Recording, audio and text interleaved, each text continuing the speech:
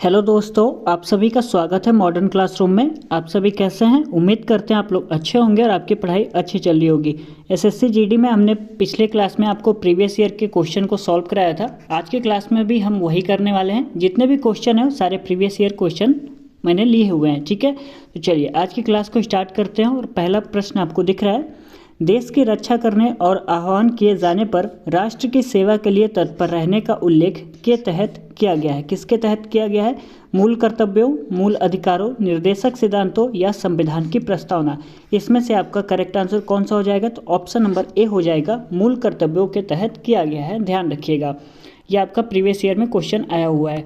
इस क्लास में मैंने जो भी क्वेश्चन लिया है सारे प्रीवियस ईयर ही हैं, तो आप परेशान हो बिल्कुल ना होइए। ठीक है, द्रोणाचार्य खेल पुरस्कार को दिया जाता है, किसको दिया जाता है? टीम के अध्यक्ष को, टीम के कप्तान को, टीम के सर्वश्रेष्ठ खिलाड़ी को या टीम के कोच को? किसको दिया जाता है? तो ध्यान रखिएगा, टीम के कोच को दिया जाता है। ऑप्शन नंबर डी करेक्ट हो जाएगा। चलिए आगे देख लेते हैं क्वेश्चन नंबर अगला। देखिए, इसके पहले मैंने 20 से जो 21 क्लास कराया हुआ है उसका प्लेलिस्ट बना दिया है। काफ़ी ज़्यादा एक एक प्रश्न को मैंने डिटेल से समझाया हुआ है, तो आप लोग देख लीजिए। लेकिन इसके पहले जो मैंने क्लास कराया उसमें प्रीवियस ईयर क्वेश्चन है, और इसके आगे जो भी क्लास आपको मैं अपलोड करूँगा सारे प्रीवियस ईयर क्वेश्चन ही उसमें शामिल होंगे। ठीक है, क्वेश्चन कह रहे राधा श्रीधर ने 2018 में संगीत नाटक अकादमी पुरस्कार जीता था। किस में जीता था? ओडिसी में, मणिपुरी, कथक या भरतनाट्यम में? ध्यान रखिएगा, भरतनाट्यम में इन्होंने जीता था। ऑप्शन नंबर डी यहाँ पे करेक्ट हो जाएगा। चलिए आगे देख लेते हैं क्वेश्चन नंबर अगला। नगर पालिकाओं की शक्तियाँ, प्राधिकार और उत्तरदायित्व किस अनुसूची के अंतर्गत आते हैं? 10वीं, 13वीं, 11वीं या 12वीं? तो इसमें आपका करेक्ट आंसर हो जाएगा ऑप्शन नंबर डी, 12वीं अनुसूची के अंतर्गत आते हैं। ऑप्शन नंबर डी सही हो जाएगा। अगला प्रश्न कह रहा है हमारा, निम्नलिखित में से कौन मौर्य राजा ने धर्म की अवधारणा को लोकप्रिय बनाया था? अशोक ने, बिंदुसार, चंद्रगुप्त या दशरथ ने? तो इसमें आपका करेक्ट आंसर हो जाएगा ऑप्शन नंबर ए करेक्ट हो जाएगा। अगला प्रश्न कह रहा है हमारा, सितंबर 1948 में भारतीय सेना ने अपने हस्तक्षेप द्वारा किस रियासत पर अधिकार स्थापित कर लिया था? त्रिपुरा पर, असम, हैदराबाद या उत्तर प्रदेश? इसमें आपका करेक्ट आंसर हो जाएगा ऑप्शन नंबर सी हैदराबाद। ध्यान रखिएगा, किसको? हैदराबाद को स्थापित कर लिया था। अगला प्रश्न कह रहा है, 15 मार्च 1950 को योजना आयोग का गठन की अध्यक्षता में किया गया था। किसके अध्यक्षता में किया गया था योजना आयोग का गठन? 15 मार्च 1950 को योजना आयोग का गठन किसकी अध्यक्षता में किया गया था? ये प्रश्न पूछ रहा है। एपीजे अब्दुल कलाम, सुभाष चंद्र बोस, जवाहरलाल नेहरू या इंदिरा गांधी? तो इसमें आपका ऑप्शन नंबर सी करेक्ट हो जाएगा। पंडित जवाहरलाल नेहरू की अध्यक्षता में योजना आयोग का गठन किया गया था 15 मार्च 1950 को। ध्यान रखिएगा। अगला प्रश्न कह रहा है, मंत्रिपरिषद सामूहिक रूप से के प्रति उत्तरदायी होते हैं? किसके प्रति उत्तरदायी होते हैं? लोकसभा, राज्यपाल, जनता या मुख्यमंत्री? तो इसमें आपका ऑप्शन नंबर ए करेक्ट हो जाएगा, लोकसभा के प्रति उत्तरदायी होते हैं। अगला प्रश्न है हमारा, जनगणना 2011 के अनुसार भारत के किस राज्य में महिला साक्षरता दर सबसे कम है? राजस्थान में, हिमाचल प्रदेश, बिहार या उत्तर प्रदेश? तो ऑप्शन नंबर सी करेक्ट हो जाएगा, बिहार में महिला साक्षरता दर सबसे कम हो जाएगी।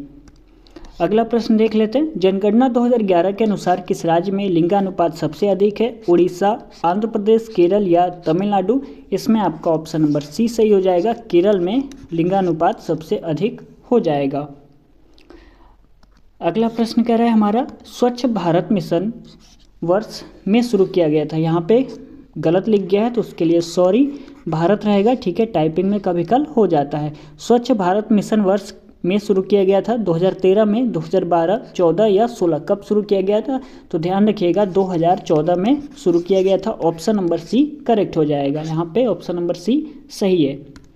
अगला प्रश्न देख लेते हैं, 2011 की भारत की जनगणना के अनुसार बिहार राज्य भारत सबसे अधिक आबादी वाला राज्य था। कौन से नंबर का? चौथा, दूसरा, पांचवा या तीसरा? ऑप्शन नंबर यहाँ पे डी करेक्ट हो जाएगा, तीसरे नंबर का सबसे अधिक आबादी वाला राज्य हो जाएगा। कौन? बिहार, 2011 जनगणना के अनुसार। ध्यान रखिएगा, ऑप्शन नंबर कौन सा सही हो जाएगा?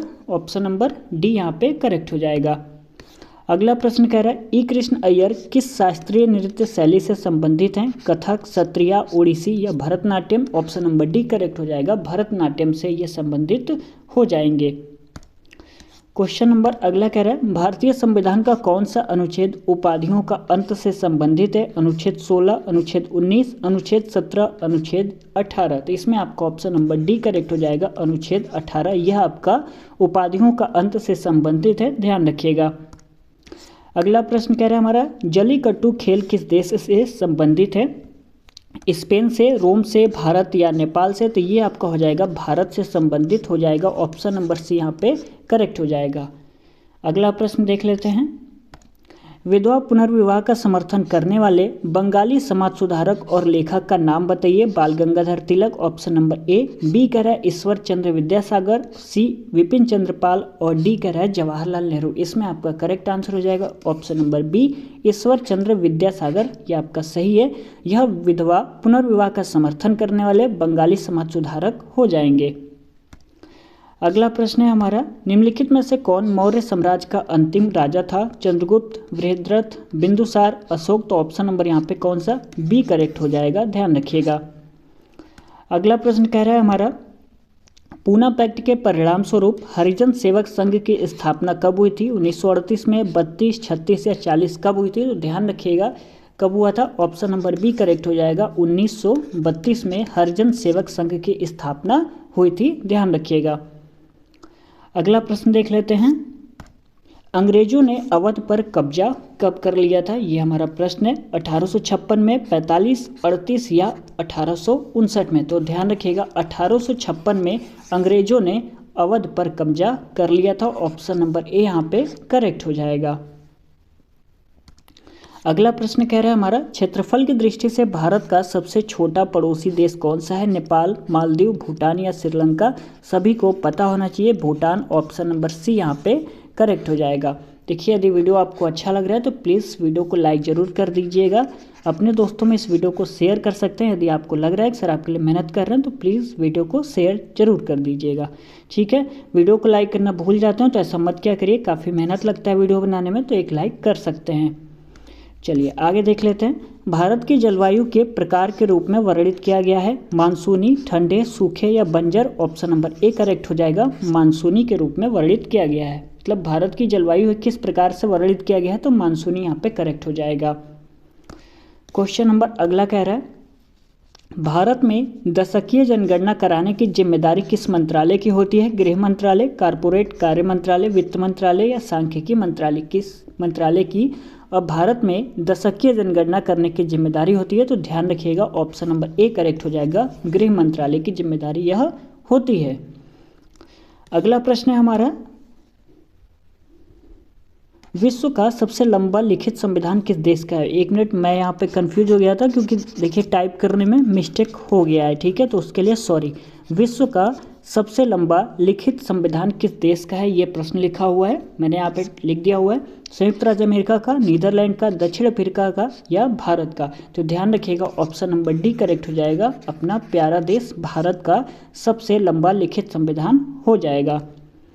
अगला प्रश्न कह रहा है भारतीय संविधान का कौन सा अनुच्छेद प्राण और दैहिक स्वतंत्रता का संरक्षण से संबंधित है? अनुच्छेद 20, अनुच्छेद 21, अनुच्छेद 22 या अनुच्छेद 19? तो इसमें आपका करेक्ट आंसर हो जाएगा ऑप्शन नंबर बी आपका सही हो जाएगा, अनुच्छेद 21 यानी आर्टिकल 21।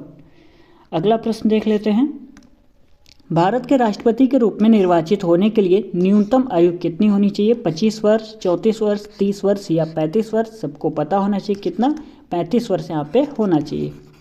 ऑप्शन नंबर डी यहाँ पे करेक्ट हो जाएगा। अगला प्रश्न कह रहा है हमारा निम्नलिखित में से किस राज्य में द्विसदनीय विधायिका है? पंजाब में, कर्नाटक, हरियाणा या तमिलनाडु? तो यहाँ ऑप्शन नंबर बी करेक्ट हो जाएगा, कर्नाटक में द्विसदनीय विधायिका हो जाएगा, ठीक है। तो आज के क्लास में बस इतना ही प्रश्न था। यदि वीडियो आपको अच्छा लगा होगा तो प्लीज़ वीडियो को लाइक ज़रूर कर दीजिएगा। आप लोग वीडियो को लाइक करना भूल जाते हैं तो ऐसा मत क्या करिए। दोस्तों में इस वीडियो को शेयर कर सकते हैं। जहां भी आपने व्हाट्सएप या टेलीग्राम ग्रुप पे एसटीडी ग्रुप ज्वाइन किया हुआ है वहां पे इस वीडियो को शेयर ज़रूर कर सकते हैं, ठीक है। चैनल को सब्सक्राइब नहीं किया है तो सब्सक्राइब कर लीजिए, यहाँ पे आपको ऐसे वीडियोस मिलते रहते हैं। दोस्तों में भी शेयर कर सकते हैं, यदि आपको लगता है कि अच्छा पढ़ा रहे हैं तो शेयर करके सब्सक्राइब करवा सकते हैं। एक बार आप लोग प्लेलिस्ट को चेक कर लीजिएगा, वहाँ पे आपको बहुत सारे क्लास मिल जाएगा, पॉलिटी का, जियोग्राफी का और भी बहुत सारे क्लासेस हैं, तो आप लोग चेकआउट जरूर कर सकते हैं। ठीक है, तो चलिए मिलते हैं अगले क्लास में, तब तक के लिए धन्यवाद।